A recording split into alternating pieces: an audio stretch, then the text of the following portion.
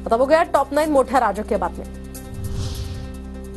नागपुरात महायुतीच्या आमदारांसाठी आयोजित संघाचं बौद्धिक संपन्न, तर मुख्यमंत्री फडणवीस आणि उपमुख्यमंत्री शिंदेंची इथे उपस्थिती, अजित पवारांची मात्र अनुपस्थिती। राष्ट्रवादीकडून आमदार राजू कारेबोरे हे हजर।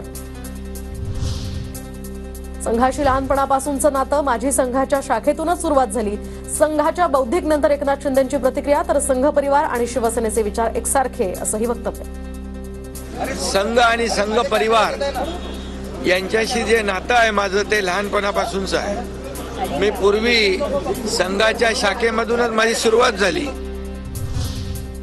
बाळासाहेबांच्या शिवसेनेचा संबंध कधीही संघाशी आला नाही। शिंदे काय म्हणतात तो त्यांचा प्रश्न, सत्ता टिकवण्यासाठी ही लाचारी, संजय राऊतांची टीका।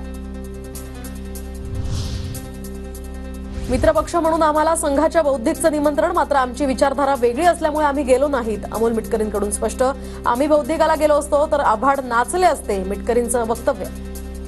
संघाच्या बौद्धिकाला जाण्याचा आमचा प्रश्न नाही ना, आम्ही त्यांच्यावर आमचे विचार लादले ना त्यांनी आमच्यावर विचार लादले। ते जरी महायुतीमध्ये असतील त्यांनी असं काही जबरदस्ती केली नाही की तुम्ही आलंच पाहिजे।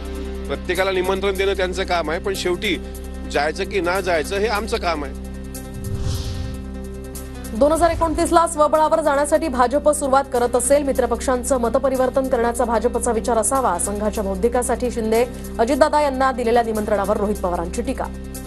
बीजेपीची कदाचित सुरुवात असावी, नाहीतर तयारी असावी 2029ला स्वबळावर जाण्याची, म्हणून मित्रपक्षाला सुद्धा तिथे बोलून एक कुठेतरी मतपरिवर्तन नाहीतर विचार हे त्या सर्व आमदारांवर, कार्यकर्त्यांवर लादण्याचा प्रयत्न हा बीजेपीकडनं केला असावा असं मला वाटतं। ठाकरे फडणवीसांच्या भेटीवर शिंदेंनी बॉस फडणवीसांना प्रश्न विचारावा, ठाकरेंना फोन का केलात हे फडणवीसांना विचारा। संजय राऊतांचे एकनाथ शिंदेंना प्रत्युत्तर, तर ठाकरे फडणवीसांच्या भेटीवर शिंदेंनी ठाकरेंवर केली होती टीका।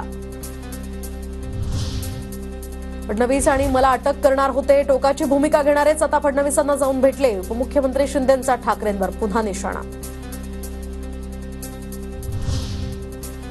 नागपुरात विधान भवन परिसरामध्ये महाविकास आघाडीच्या नेत्यांचं अमित शहांविरोधात आंदोलन, तर अमित शहांनी राजीनामा देण्याची मागणी, हातात डॉक्टर बाबासाहेब आंबेडकरांची प्रतिमा घेत जय भीमच्या घोषणा।